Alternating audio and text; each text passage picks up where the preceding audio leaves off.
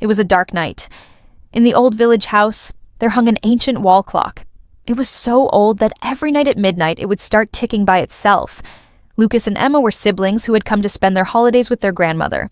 Their grandmother had warned them, "Never listen to the chime of the clock at midnight, or your dreams will become reality."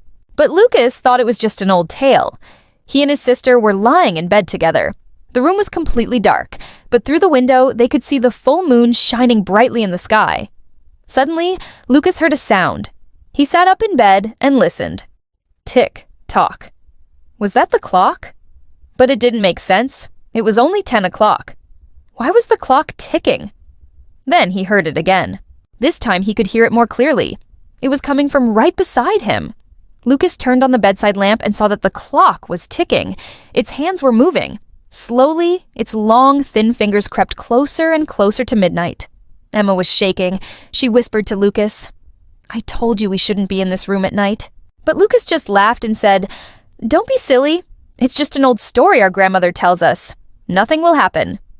However, when the clock struck 12, suddenly, right before their eyes, the hands stopped moving. The room was silent for a moment. Then the hands started moving again. They moved very fast, almost like lightning. First, the minute hand moved forward and then the hour hand. It was as if someone was winding up the clock at super speed.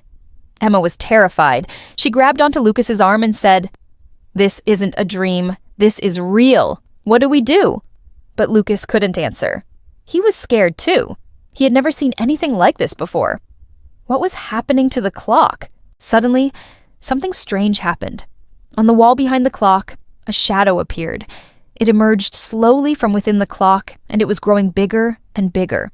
Lucas and Emma watched in horror as the shadow took the shape of a man. It was tall and thin, just like the hands of the clock. It was also as dark as the night itself. The creature stepped out of the clock and walked towards the bed. Emma screamed, "Lucas, look!" But Lucas could not tear his eyes away from the clock. It was as if he were hypnotized. The creature was now standing right next to the bed. Emma grabbed onto Lucas and said, "We have to do something. We have to run." But Lucas still did not move. He was mesmerized by the clock. The creature reached out its long, bony finger and touched Lucas's forehead. Then it did something even more frightening. It started to climb inside the clock. As it disappeared from sight, the clock started ticking again. It was a loud, obnoxious tick-tock-tock, and with each passing second, the creature inside the clock seemed to grow angrier and angrier. Emma finally shook Lucas out of his trance. She screamed, "He's going back into the clock. We have to do something." But Lucas was still scared. He stammered, I don't know what to do." Emma knew what she had to do. She jumped out of bed and ran to the door. She had to get help. She needed to find her grandmother. As she ran down the hallway, she could hear the clock ticking loudly behind her. She could also hear Lucas calling out to her, "Emma, wait for me. Where are you going?" But Emma did not stop. She had to save herself and her brother. She had to warn her grandmother about the creature that was trapped inside the clock. When she finally found her grandmother, she explained everything that had happened. Her grandmother listened patiently, and when Emma was done, she said, "I knew this day would come. That clock has been in our family for many years. It was passed down to me by my parents, and now it will be passed down to you." She took Emma's hand and said, "The clock feeds on fear. The more afraid you are, the stronger it becomes. If you want to defeat it, you have to face your fears." With her grandmother's help, Emma returned to her room. She knew what she had to do. She had to face the creature inside the clock. Would she be able to do it? In a world where reality is just a figment of imagination and dreams are the only truth, there existed an enigmatic game known as the Endless Game. Its origin, its rules, its creator, all were shrouded in mystery. All we know is that once someone starts playing it, they can never truly stop. One day, a young couple named Lucas and Emma found themselves inexplicably drawn to an antique mirror in an old abandoned house. As they gazed into its depths, they were confronted with a choice that would change their lives forever. They could either turn back or step into the mirror and face whatever lay beyond. Curiosity got the better of them, and without a word, they stepped into the mirror. The moment they did, the room around them dissolved into a swirling vortex of colors. When they finally regained their senses, they realized that they had entered a strange new world. A world that seemed eerily similar to their own, yet there were subtle differences that made it clear that this was no ordinary place. As they explored this unfamiliar territory, they encountered various characters who seemed to have stepped out from a twisted version of their own reality. Some were doppelgangers, eerie replicas of people they knew, and some were creatures that defied any earthly explanation. Each encounter left them more confused and apprehensive than the last. But amidst the chaos, a sinister presence seemed to watch them, an unseen entity that played with their fears and manipulated their surroundings. They could feel its gaze upon them, yet when they turned to face it, they saw nothing but a distorted reflection of themselves. Then suddenly, the shadow sat beside their bed and began laughing like a child. Its eyes were glowing red, and its voice echoed in their ears. "I am the game that never ends," it said. At that moment, fear turned to anger, and they sprung into action. Grabbing each other's hands, they ran. They ran from the creature, from the room, from the house, from everything that was familiar. They ran until their lungs burned and their legs screamed for mercy, until the sounds of their own breathing echoed in their ears.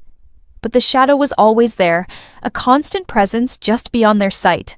It whispered their names, taunted them with promises of escape, only to snatch that hope away at the last moment. They stumbled through what felt like an endless labyrinth, each turn leading them deeper into the heart of the endless game. The walls around them shifted and changed, mocking their attempts to find a way out.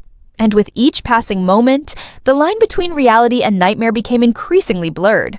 When they finally collapsed, not knowing how much time had passed, the shadow approached them, its form shifting and morphing with every step. It loomed over them, its red eyes burning into theirs. "Give up, Lucas, Emma," it hissed, its voice dripping with malice. "You can't escape me. You're trapped in my game now." But they refused to yield. With renewed determination, they pushed themselves to their feet, ignoring the throbbing pain in their limbs. They had come too far to turn back now. They had to keep going. Suddenly, the door at the end of the hall creaked open, revealing a faint light. Hope surged through them, and they rushed toward it, desperate for a way out. But the door wasn't just any exit. It was a portal to their own world, a world they had thought they had escaped, but which had been a part of the game all along. As they stepped through the portal, they found themselves back in the antique shop, the mirror reflecting their exhausted faces. But as they turned to leave, they saw something that made them freeze in their tracks. On the wall behind them, nailed to the wood, was a picture frame. And inside, it was a photograph of the two of them. A photograph taken on the very day they had stepped into the endless game, but it wasn't the image that held their gazes captive. It was the inscription on the back. It read, "In the realm of dreams, I am the game that never ends. Find me if you can." And beneath it, a name was scrawled, a name that sent shivers down their spines. Their own name. With trembling hands, they turned the frame over, hoping to find another inscription, perhaps one with instructions on how to end the game. But their hopes were dashed. There was nothing. No words, no clues, no way out. Despair threatened to engulf them. But then Lucas reached out, touching the glass. The cold surface sent a jolt through him, and he pulled his hand back as if burned. Emma looked at him, her eyes filled with understanding. "This isn't real," she whispered, her voice shaking. "None of this is real." And in that moment, they realized that the game wasn't over. It had only just begun. For the endless game was a prison of the mind, a labyrinth of fears and shadows, and they had become its prisoners. The next night, in another house of the village, there were two children, Ethan and Olivia. They had no idea what had happened to Lucas and Emma the night before. Olivia was a sweet and curious girl who loved exploring. Ethan was her older brother, always protective of her. Tonight, their parents were out, so the two were home alone. Suddenly, Olivia had an idea. She wanted to check out the basement. As she descended the creaky stairs, a gust of wind blew through, extinguishing the single bare bulb that hung from the ceiling. In the sudden darkness, Olivia felt a shiver run down her spine. Then she saw it. An antique mirror leaning against the wall, its surface covered with a white cloth. Olivia knew this mirror had been in the house for as long as she could remember, but she had never seen it before because her parents had always kept it covered. Curiosity overcame her. She walked towards the mirror and slowly lifted the cloth. The mirror's frame was intricately carved with roses and thorns. And in the center, almost invisible, were the words, "Never look into this mirror unless you are alone." Olivia turned to Ethan, a playful smile on her face. "Do you think we should?" she asked, her eyes twinkling. Ethan, ever the cautious one, shook his head. He didn't like the sound of that warning, but Olivia was already kneeling before the mirror, peering into its depths. At first there was nothing. Then, as if responding to Olivia's gaze, the air within the mirror rippled like water disturbed by a stone. And then, a face began to form. It was Olivia's face, but not as it currently was.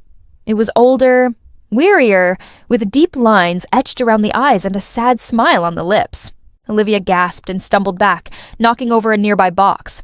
The sound echoed in the suddenly silent room.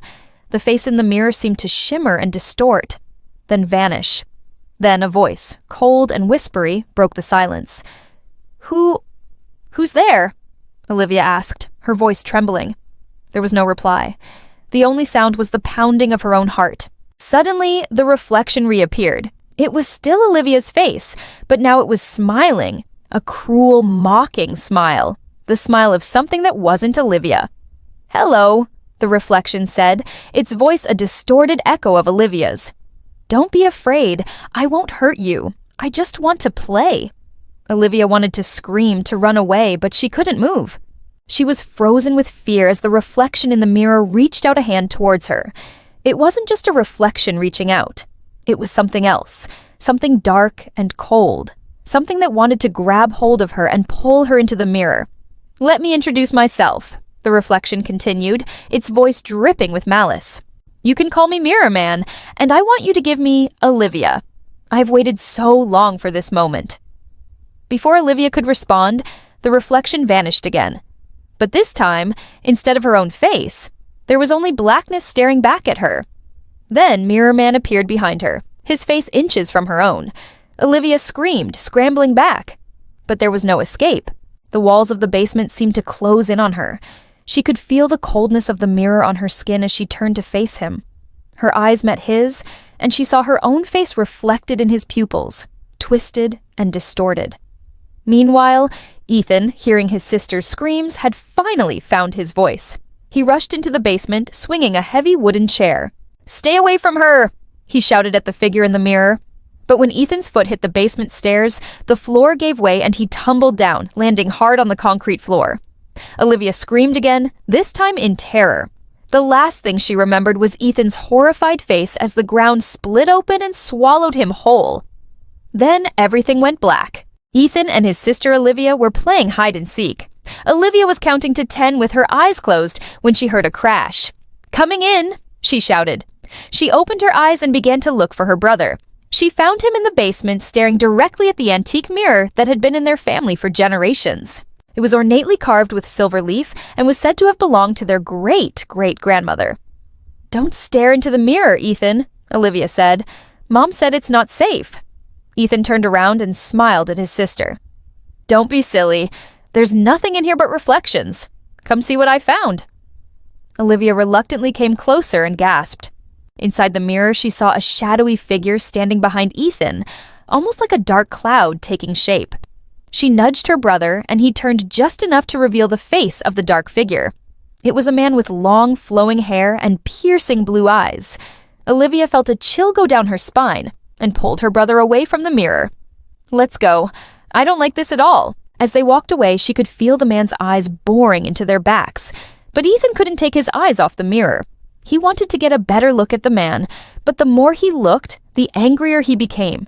The man's lips curled into a sneer and his eyes flashed with amusement. Then he raised his finger and pointed directly at Ethan. Ethan screamed, "No, leave her alone!" But the reflection laughed and replied, "Once someone sees my reflection, they can never be free of me." The room began to shake. Cracks appeared on the walls and the old wooden stairs creaked ominously. Olivia grabbed her brother's hand.